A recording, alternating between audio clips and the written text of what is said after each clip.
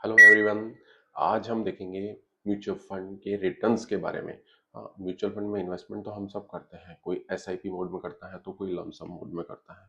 पर जब बात आती है रिटर्न्स की तो एब्सोल्यूट रिटर्न कंसीडर करें या CAGR compounding annual growth rate return calculate करें या फिर XIR extended internal rate of return. ये कंफ्यूजन रहता है कि अब हम किसे कंसीडर करें। ठीक है, तो आज की वीडियो में हम देखते हैं तीनों में क्या डिफरेंस है और कब किसे कंसीडर करना चाहिए। देखिए, फर्स्ट आता है एब्सोल्यूट रिटर्न। एब्सोल्यूट रिटर्न हम तब निकालते हैं जब हमारा इन्वेस्टमेंट पीरियड 1 साल से कम होता है। ठीक है, चाहे एसआईपी हो चाहे लमसम हमने इन्वेस्ट किया हो। सेकंड आता है CAGR compounded annual growth rate. ये हमें बताता है कि पर्टिकुलर स्पेसिफिक पीरियड में या ईयर में हमें कितना रिटर्न मिला। ओके, और हमारा इन्वेस्टमेंट क्या होना चाहिए, लमसम होना चाहिए। Now the third one is XIRR extended internal rate of return. जब हमारा इन्वेस्टमेंट SIP मोड में होता है ना म्यूचुअल फंड में, तब हम XIRR को कंसिडर करते हैं। तो चलिए अब हम देखते हैं हम इसे एक्सेल शीट में कैसे कैलकुलेट कर सकते हैं।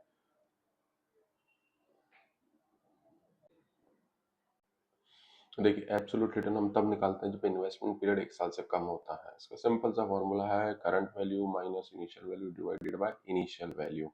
देखिए, इन्वेस्टमेंट पीरियड 1 साल से कम है। सपोज हमने 1 लाख रुपए लगाए थे और आफ्टर 11 मंथ या 10 मंथ जो भी है, 1 साल से कम पीरियड में उसकी वैल्यू हो गई 1,10,000। तो अब इस केस में एब्सोल्यूट रिटर्न हम निकालेंगे। देखिए, ये मैंने किया current value minus initial value divided by initial value. Okay, और इसे परसेंटेज में कन्वर्ट कर दिया। ठीक है, CAGR तब निकालते हैं जब हमारा इन्वेस्टमेंट एक तो लमसम हो और इन्वेस्टमेंट का पीरियड 1 साल से ज्यादा हो चुका हो। फॉर्मूला है, देखिए, CAGR final value divided by starting value की power 1 divided by n-1। But इसे हम एक्सेल में कैसे कैलकुलेट करेंगे। देखिए, सपोज आपने 1 लाख रुपीज इन्वेस्ट किए थे, आज 4 साल बाद जो उसकी वैल्यू हो गई है 1,45,000। तो आपका ये अमाउंट जो है ना, ये किस परसेंटेज से ग्रो हो रहा है। CAGR, ये देखिए, मैं इसको फॉन्ट साइज थोड़ी सी बड़ी कर देता हूँ। इसका CAGR के केस में क्या करेंगे आप, RRI का फॉर्मूला लगाएंगे। देखिए, इसमें भी लिखा हुआ है compute the rate needed for an investment to reach specific year. ठीक है, ये आ गया। नंबर ऑफ पीरियड्स, कितने साल के लिए लगाया था हमने पैसा, 4 साल के लिए। और प्रेजेंट वैल्यू में हमने कितना लगाया था, 1 लाख। और फ्यूचर वैल्यू जो हमें आज की डेट में, ये ब्रैकेट क्लोज कर दिया और ये हमने इसको कर दिया परसेंटेज में कन्वर्ट। मींस 9.73 CAGR है इस रिटर्न की। मतलब हमें जो एनुअल रिटर्न मिल रहा है ना, 9.73 रेट ऑफ इंटरेस्ट मिल रहा है।